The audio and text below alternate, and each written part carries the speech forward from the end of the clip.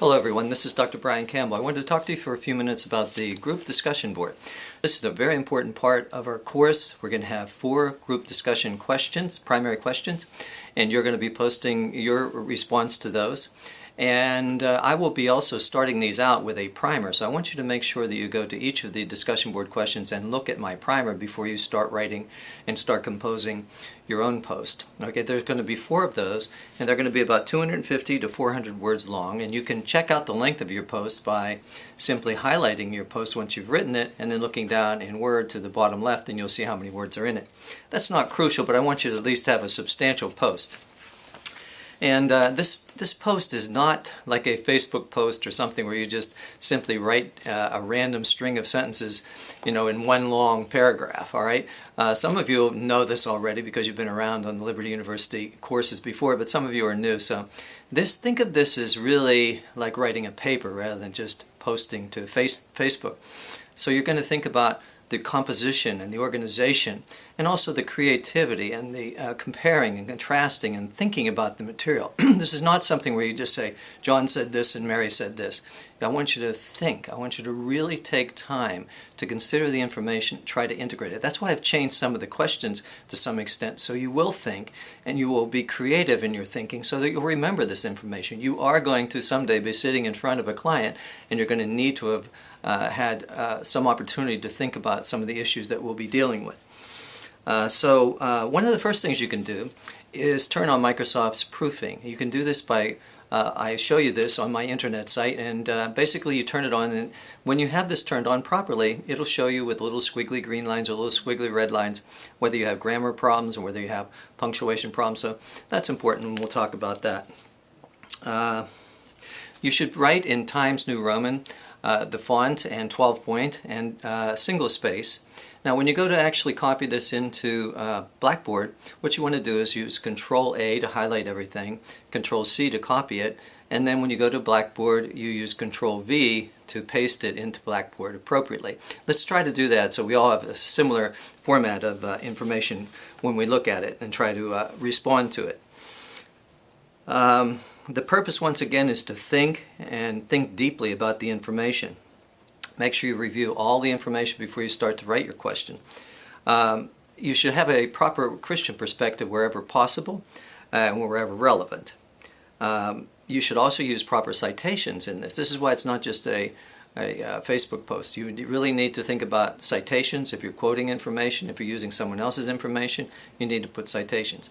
You're allowed to use first person, like I believe that, or I feel that, but I want you to back that up with how or why, or where's the support for that idea. Don't just say I believe that and leave it at that. Okay. Now you're going to also have, in addition to the primary post, you're going to also have 2 replies to other people's posts. Now these need to be done carefully and considerately. I don't want you to bash other people in ways that's not appropriate, not Christ-like. I want you to think about the information, but I don't want you to just say, well, I like what you said, or I don't like what you said.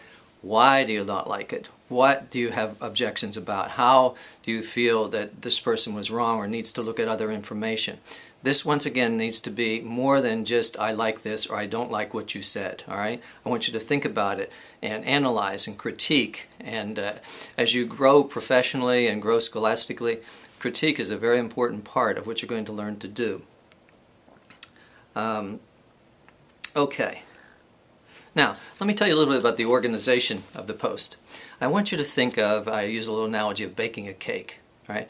I want you to think about the questions. I want you to then put in the ingredients that you're going to put in the cake, all right? So you list what ideas you want to include in that cake, all right? And each idea is going to basically be a paragraph. Each paragraph should have one main idea. I want your paragraphs to be about 4 to 5 sentences long, not long, rambling paragraphs, all right? Each paragraph should be connected to each other paragraph, each additional paragraph, and each sentence within each paragraph should be connected to the sentence that is before it or after. There's no randomness about this. You're going to show how you bake that cake, what ingredients you put in. You're going to come to a logical conclusion at the end of that, that I want you to follow a logic there, all right, all the way through.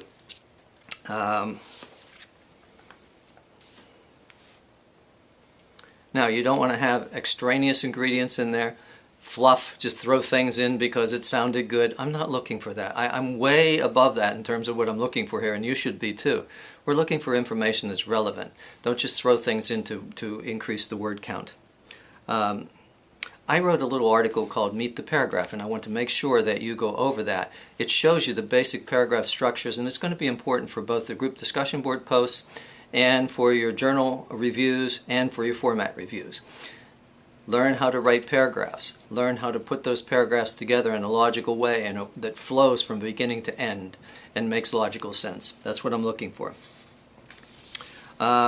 All of your posts also should be grammatically correct.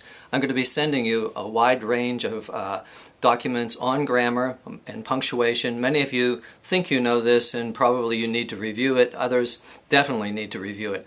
I don't like to have to correct grammar and spelling and punctuation, so it's really, I would rather focus on content. But sometimes I can't get to the content because there are so many grammatical errors there. As you become a professional, we want people at Liberty University to be excellent in everything, including grammar. Many students say, well, why are you focusing so much on grammar and APA? Because it's important how you write. We judge people based on how they write. If my graduate students, put information to me that's not written properly, not cited properly, I've got a big problem with that. By the way, in terms of the citations, you definitely want to look at some of my documents on plagiarism. Please don't copy information from anyone else and not give proper credit to it. This is almost always found out. We have very good techniques now to find out whether you did that. So please don't do that, because I don't like to go through the process of having to discipline or go through the discipline process of someone who has plagiarized. So I have a paper on what constitutes plagiarism, and I want you to carefully look at that. All right, so punctuation is very important.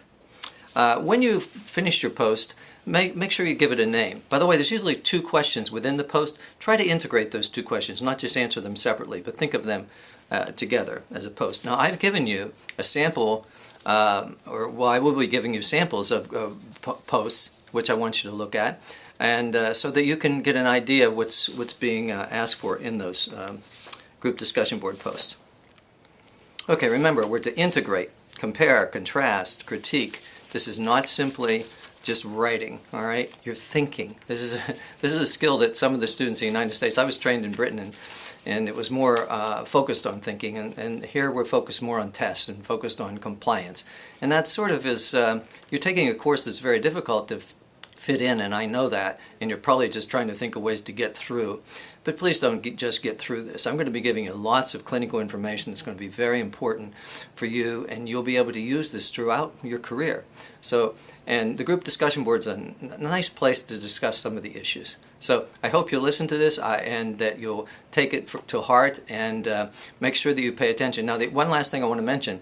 I have a checklist for the group discussion board that I want you to go through before you turn in your posts. And I'll be showing you where that checklist is.